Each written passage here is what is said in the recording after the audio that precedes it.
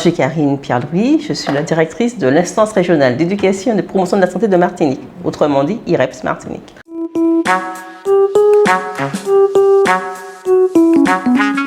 Alors l'IREPS est une structure d'expertise en santé publique. On a une grosse mission d'appui à l'Agence régionale de santé de Martinique, mais on est surtout en accompagnement de tous les acteurs qui veulent monter un projet en matière de santé. Et concrètement, on est structure de formation, organisme de formation, donc nous mettons en place des formations en lien avec la santé.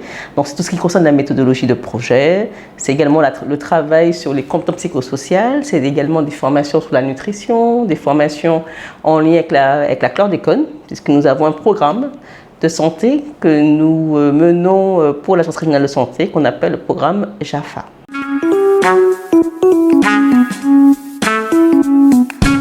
À l'IREPS, on est une petite équipe, on est à peu près une dizaine. Et dans notre mission d'expertise en santé publique, nous avons notamment des chargés de mission en santé publique. Donc, ce sont ces personnes qui accompagnent les acteurs à écrire et à mener les projets. Nous avons également un formateur, donc des gens qui accompagnent à la montée en compétence des acteurs. Et puis, nous avons également un centre de ressources documentaires. Donc, nous avons une documentaliste. On peut retrouver toutes les informations, les documents qui concernent la santé en Martinique et même ailleurs, dans notre centre de ressources documentaires. Et puis, nous avons une chargée de communication. Et puis, on va quand même terminer par une équipe administrative, bien évidemment.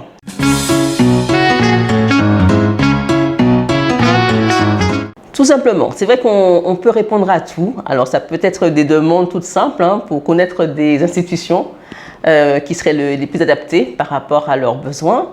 Mais c'est également répondre à des besoins en formation, donc des formations qui ne répondent pas à nos formations habituelles. Donc nous construisons des formations à la demande. Et puis le centre de ressources documentaires, nous recevons notamment les élèves des écoles de santé, donc infirmières, kinés, sages-femmes, mais nous recevons également des professionnels. Alors pas forcément des professionnels de santé, mais nous recevons notamment des enseignants lorsqu'ils veulent monter des projets en lien avec la santé. Nous renseignons la population et puis au niveau des outils, on veut dire, de prévention, nous avons également la mise à disposition de préservatifs, notamment auprès des professionnels, mais également auprès du grand public.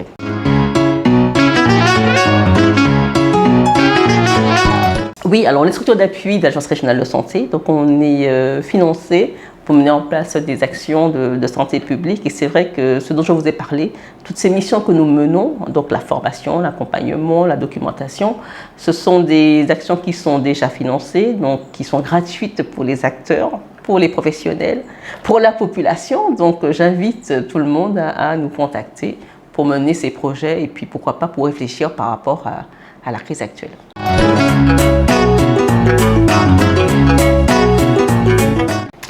Alors au niveau de la crise sanitaire, c'est vrai que ce n'est pas évident, on est tous impactés. Notre rôle, écoutez, c'est de toujours travailler sur les principes de la promotion de la santé, puisqu'on est sur une expertise en promotion de la santé. Ce n'est pas du tout évident, comme je vous le disais, parce que les avis sont multiples et puis c'est nouveau, donc on teste. Nous, on a mis en place l'année dernière des formations pour aider les acteurs à surmonter cette crise. Je pense qu'il faut toujours travailler en proximité, c'est notre rôle. Travailler en proximité, travailler sur les représentations, parce qu'il ne s'agit pas de dire pour faire, il faut que les gens soient convaincus, et c'est là la difficulté actuelle.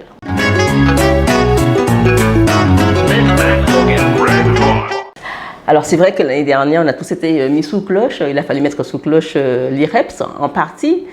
Écoutez, on a dû mettre en place du télétravail, c'était nouveau pour nous. Alors moi, je n'y croyais pas trop, je vais être honnête. Je ne suis pas trop pour ça, mais il a fallu faire avec. Du coup, il a fallu revoir les activités, les adapter. Notamment, on n'a pas pu mettre en place des formations sur site, comme nous le faisions. Donc c'est pour ça que nous avons développé des formations en visio. Donc on a dû s'adapter à la visio, travailler beaucoup en visio. Parfois, on enchaîne les réunions concernant 5-6 réunions d'affilée en visio. Alors ça réduit le temps de transport, mais en fait, mine de rien, on passe beaucoup plus de temps en réunion qu'avant.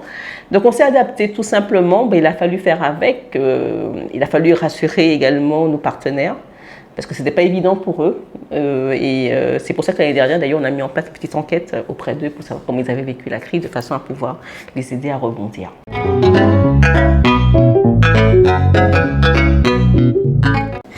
Je crois que la crise sanitaire, ce n'est pas une fatalité, si on parle de ça, parce que c'est vrai que c'est notre quotidien, c'est l'actualité.